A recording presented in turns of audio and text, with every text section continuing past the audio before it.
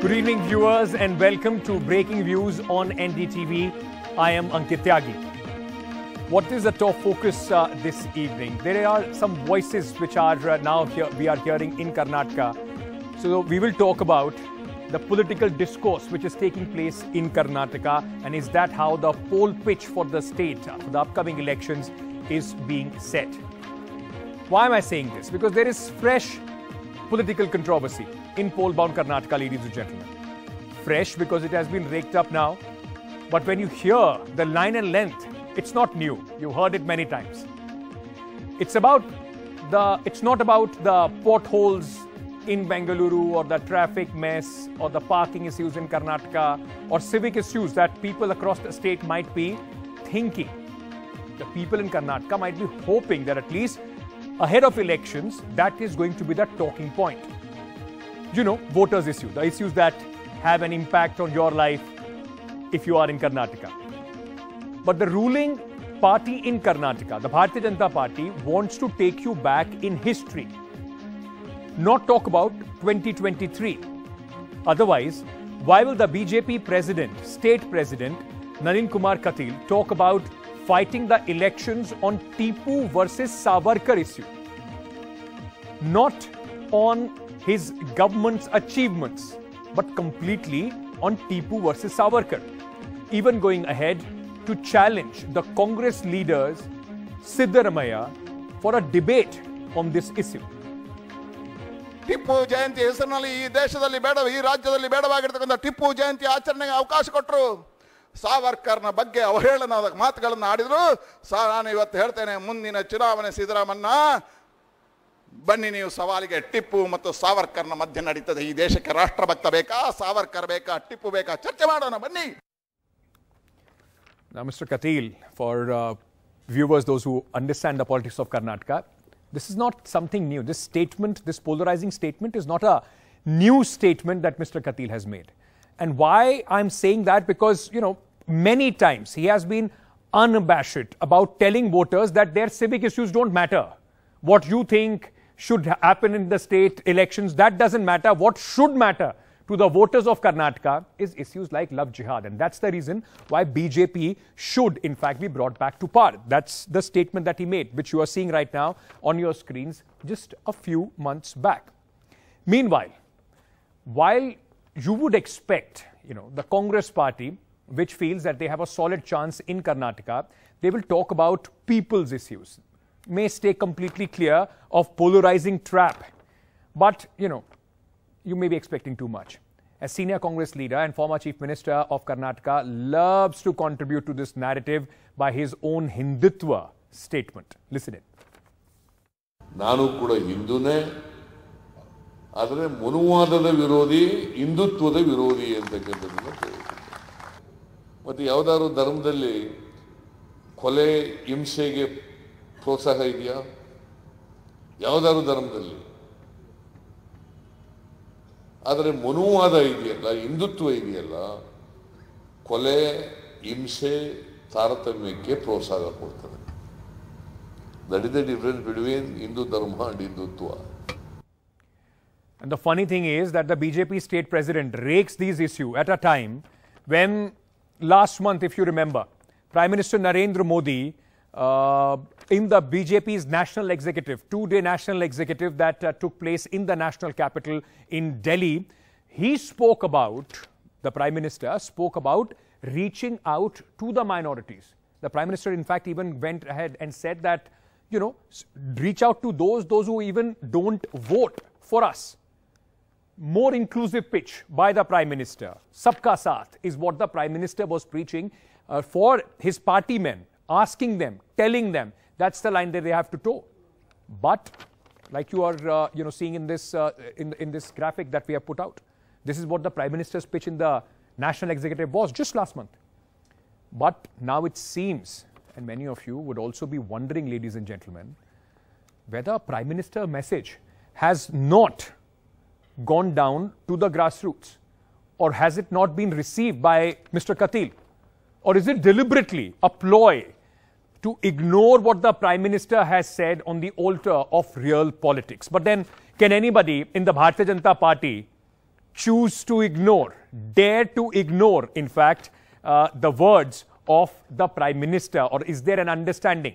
What is said in closed-door meetings is left there while the polarizing speeches continue as they are easy diversionary tactics where possibly the performance of the government is not up to the mark. Is that why we are seeing Tipu versus Savarkar? Let's just play out that in your question once again, the Tipu versus Savarkar poll pitch for the Karnataka elections. And we'll also try and see how the Congress is going to respond to this challenge. And joining me now to discuss this, in fact, let me go across to the two important guests, those who are coming to us this evening. Mr. Ashwath Narayan, he is a cabinet minister in Karnataka. Mr. M.B. Patil, former minister in Karnataka from the Congress party. Both of us, thank you, gentlemen, for joining us at this moment on the broadcast. Let me very quickly start by asking you, Mr. Ashwath Narayan, sir. Today, in fact, I saw Mr. Ashwath Narayan, and let's just play those visuals as well, if we have, of the Nama clinic that we saw today being inaugurated in Bengaluru. And you were there inaugurating this Nama clinic. On one hand, the BJP is trying to show that, there is a lot of work which is being done. Your opponents are saying that this Nama clinic is not an original idea. It is an idea which you have copied from the Aam Aadmi Party, sir.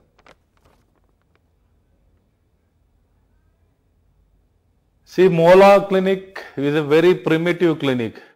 We are talking much more ahead of all those things. We are talking about virtual clinic. That is the #1 model in the entire country. They need to copy. They need to copy our model and they need to implement. We are talking about digital health clinic, which is our model. So basically, they have done something where there was nothing. So they can't talk about, that's a great model. The primary health center is existing even before independence. Even now it is existing. What is so special about this Mola Clinic? I don't know what is so special about this Mola Clinic. I don't know. But here we don't look at this Mola Clinic or anything. This is Nama Clinic, People's Clinic, Janara Clinic. Okay. While on one hand, sir, you're talking about the Nama Clinic, but your state BJP president, he continuously speaks about polarizing issues. So people are getting confused. Is this if this election is going to be about what you are doing today, or is it just going to be about love, jihad and other issues? See, we tit for tat. See, basically when it comes to the governance, we are giving governance. When it comes to development, we are giving development. When it comes to the political strategy, we are adapting political strategy. When it comes to the election management, we adapt the election management. When it comes to the politics, see, Sidramalaji has been talking about Tipu Sultan. Tipu Sultan has been glorifying time and again. He is also an invader. He is not from our country. He has come like a British people. He has come from different country. And they have been always glorifying about Tipu Sultan. See, when that is the kind of political statement, rhetorics they have been talking, we need to counter when they talk ill about Savarkarji. Veer Savarkar, they talk ill about it. Rahul Gandhi speaks ill about him. And Sidramaiaji and all of Congress leaders, they talk ill about Veer Savarkarji. And this is something which is not acceptable to us. He is Indian. He has been our pride. He has struggled in this his life for the independence of this country. And this Tipu Sultan has killed innocent people and he has converted them. He has tortured them. And for his own gain, he has lived in this country. So he is completely anti-Hindu and anti our culture. So how can we accept them being, glorifying Tipu Sultan? We need to counter politically, yes. If you talk about Tipu Sultan, definitely we talk about Veer Savarkar. When it comes to the governance, we talk about the governance. When it comes to the development, we talk about development. We are ready in any verticals. Sir, but the fact remains, and let me put this very candidly to you. Tipu Sultan, of course, was born in India. When you talk about tracing the roots, then, of course, it will be a very different historical debates for where all of us have come from. But the fact remains, Mr. Ashwath Narayan, that the government has been plagued with issues of corruption. There are people, those who are on the roads, contractors, calling this a 40% commission government, raising the voice. They are also, in fact, going ahead and protesting against the government. So you are using this as a diversionary tactic, isn't it? See, when it comes to the corruption, which government withdrew the power of Lokayukta? Who was scared about Lokayukta? The Congress government led by Siddaramaiah ji, they were scared about Lokayukta. They withdrew the power. There were cases against him. He just wanted to cover up. So since he wanted to cover up, he just wanted to divert anything. Complete the power was withdrawn by the government from the Lokayukta, and it was ACB was created. So the court came down heavily on this aspect. So why is he not answering this question? Why withdrew the Lokayukta power? Who did it? So far they have been talking about corruption. Why they have not placed even one record? Or they have not been able to prove it? Or they are not able to discuss not even one single document? Just they've been, open, making baseless statements without any justification. When you talk about corruption, Siddaramaiah's government was very well known for corruption. They are corrupt people. See, Congress means corruption. Corruption means Congress. So they stand for it. They are the people who have inculcated, who have promoted corruption in our country. Our government and our party, we are trying to completely make entire system transparent, accountable. But Mr. Aswathanarayan, maybe that's the reason the Congress is saying that how will anybody be, corruption will be proven if you are not even ready for a high-level, investigation on these allegations being made by the contractors. And that is precisely why, possibly, the reason why Mr. Katil has to go and talk about love jihad and Tipu versus Savarkar, because they know that people are angry as far as the performance of the government is concerned. We are not trying to divert. We are not trying to divert. See, when it comes to all the issues, we are trying to take them head on. When it comes to the governance, we are willing. When it comes to the development, we are willing. When it comes to the political statement, yes, we are willing to take them head on. When it comes to the ideology, yes, we are willing to take them. And they talk, I am a Hindu, but I don't practice Hindutva. What does it mean? Why is he so confused? Let them be very clear about it. So this kind of confusing statement, they are so confused. Let them be clear about what they want to say. We are willing to take them head on and tell them very clearly what we have done. Okay. We got all the aspects. We are willing to talk about development and governance and as well as ideology. Sir, but I'm sure you have also heard about this. The Prime Minister in the National Executive did say in the Bharatiya Janata Party's National Executive in Delhi that his government is for Sabka Saath, right? I mean, he spoke about reaching out to the minorities. Do you think these kind of statements which your state president keeps on making, it is an outreach program? Doesn't it further alienates the minorities that the Prime Minister talks about that BJP should reach out to? Definitely, yes. We are for inclusiveness. As Indians, it is our culture. We are culture, we believe in inclusiveness, and that's how we want to care, respect all culture, all religions. We are not against any religion, we are not against any culture. We respect. That's how we have been living from ages and centuries. So in this direction only we have been living. Only thing is this politicizing of this, all this aspect was done by Congress party. See, Congress, who was raking up hijab issue, who instigated? Congress party. Who instigated Tipu Sultan issue? They instigated. We are not done. We have been working, actually we have been working. These are the people, time and again, trying to, attack us in very foul languages, unparliamentary words. They've been, going to stooping to any levels to just, to connect in high decibel voice, to tell people that they are very aggressive. They want to, make all possible statement against the ruling party. That's what they try to set up all this making statement. They want to, they can win over and gain the people's confidence. But they have been doing all the mischief. They are the people who are instigating. We have not done anything to instigate anything. Those are the people who started hijab, who started about the even the religious conversion freedom bill. Okay. They were the people who were opposing. Why didn't they discuss? The conversion is something we are not against conversion. Okay. Only thing is it should be a system process has to be in place. Klaus Slater bill. Why they were not able to talk in a right way? They just politicize. The Congress party per se, always they try to politicize each and every issue. Okay, in the end, before I let you go, I just want to understand from you, sir. For the BJP, for the Bommai government, is the election going to be what we saw today at Nama Clinic, the development work or whatever achievements you would like to showcase of your government? Or is it going to be the narrative which is being said by Mr. Katil about Savarkar, about Tipu Sultan, about love jihad? For us, the winning strategy is about the good governance, what we are given, and the good development, what we have done, and as well as our protecting our culture, our traditions, our identity is very important. Along with all this is inclusive. When they are talking about appeasement politics, we are against appeasement politics. We are very clear about we don't encourage appeasement politics. Let all of them be treated equally. And instead of setting a wrong narratives, wrong history, something which was not acceptable to our society and our country, we don't appreciate. So we are trying to take all the aspects. Thank you so much, Mr. Ashwath Narayan, for joining me on this discussion. You put your point forward. You say that it is a two-pronged strategy. We will answer in the kind, but the fact remains that for your state president, I think he will also somewhere will have to talk about people's issues as well. The government can't run away just by talking about history. Let me go across now to get a response from what is the Congress's strategy on this is Mr. M.B. Patil, former cabinet minister, chairman of the campaign committee of Congress in Karnataka, is joining us. So thank you so much for sparing the time and speaking to us here on NDTV. I want to start by asking you, sir, you heard what Mr. Ashwath Narayan said and you also heard what Mr. Nalin Katil has said. He's challenging Mr. Siddaramaiah for a debate on Tipu Sultan versus, in fact, Savarkar. Is this the discourse for the upcoming elections? Not at all. See, these people, Tipu Sultan was from our state, Mysore state. We have freedom fighters like Kittur Rani Chennamma.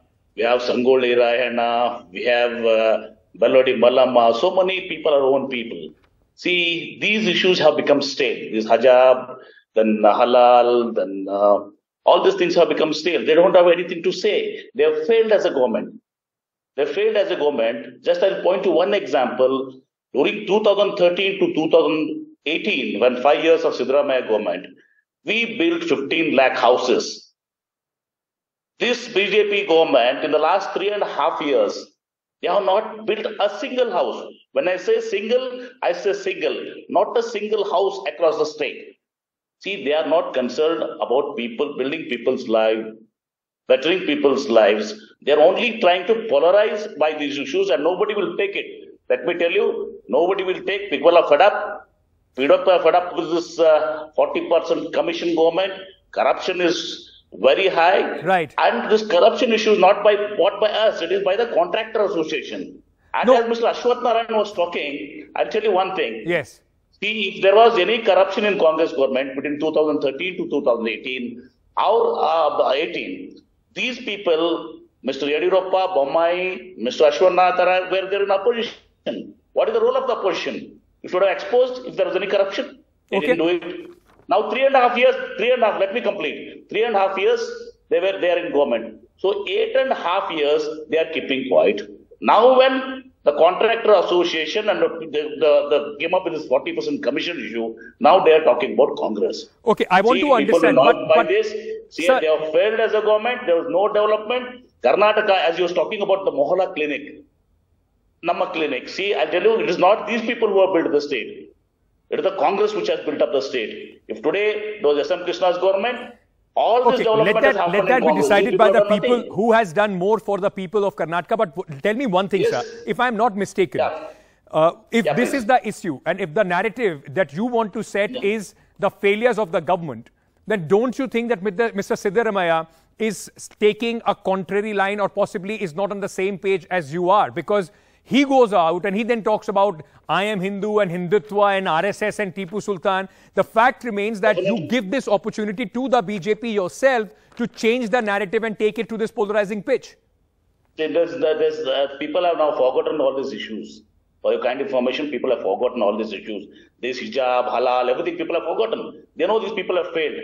They don't want to divert their attention. They were trying to bring up these issues. When Mr. Siddaramaiah is very clear, Siddaramaiah is very clear about Hindus and the Manuwad. See, we are all Hindus. But these people, what these people are doing, one Prime Minister says, Sabke Saath, Sabke Vishwas. It's not happening here. See, the minorities, an example, we were giving them the funds of around 4,000 crores. These people have not given a single rupee to them. Is it Sabke Saath? Is it Sabke Vishwas? Nothing. See, these people's people have decided to vote out these people. Into 2023, we are going to win more than 130 to 140 seats. Is there also some problems of management or, little less cohesiveness as far as the Congress strategy is concerned? DK Shivakumar does not want to talk about Hindutva, Tipu Sultan or any other issue or love jihad. He talks about corruption and others. Mr. Siddaramaiah goes out and speaks about Hindutva and how he's Hindu and he's not Hindu and all those issues. Both your top leaders, the top two faces of Karnataka, of the Congress party are taking two very different lines, sir. No, Siddaramaiah talks about the both. See, if you go to the records, you can see your own visuals. Even the party president talks about the both. Siddaramaiah, this one, when people try to polarize, we are all Hindus. I also speak about the same. We are Hindus. But these people want to bring Manuvad. They want to bring Manusmriti here. And they want to spread hatredness. They didn't build up one single house in the state in the last 3.5 years. Okay. What is the Congress's strategy? When you hear these kind of statements, how do you counter what Mr. Katil has said? See, people don't take Katil as serious, People know what is Katil's this one. Nobody buys. In his own this one, probably he will not be even given repeated a ticket also in from Mangalore. It is his status there. I should not say, if I say it will become this one. People think him as a joker. Okay. In the end, sir, I want to ask you, will the Congress be able to keep this election local on the issues of Karnataka? Or like sometimes when Mr. Siddaramaiah goes out and he responds to the BJP, possibly in the same language, you then get dragged into the BJP's pitch that they are making for this election?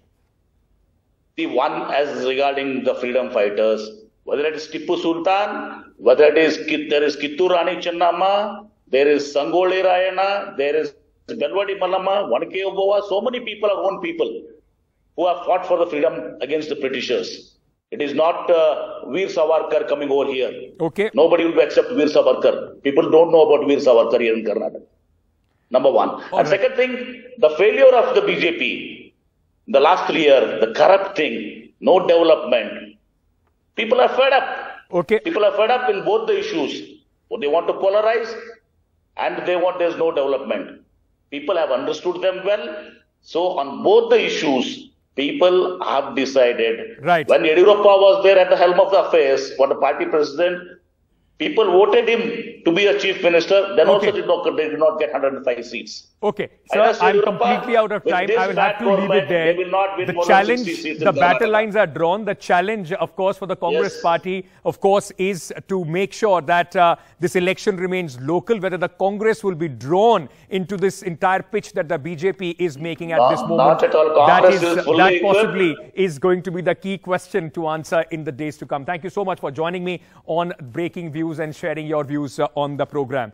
Before I go, ladies and gentlemen, remember those commercials that used to come on the TVC where people used to say, if you are alone, we have got, a chat or a site or a friend in need kind of a thing for you. Similar thing possibly seems to be happening on 14th, which is supposedly Valentine's Day. But the Animal Welfare Board, for those, largely those who are single, you don't have to worry because the Animal Welfare Board of India is celebrating it as Hug a Cow Day. Whether you want to do that or not, I will leave to you, but my colleague Tanishq went out and he tried to see how this whole Hug a Cow Day is going to work out and whether the cows are consenting to get a hug from any stranger. Take a look.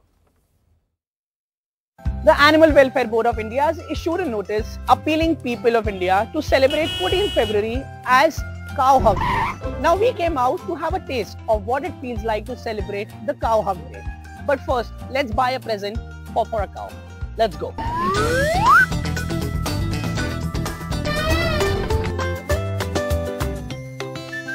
But I don't think she likes it. So consent is important.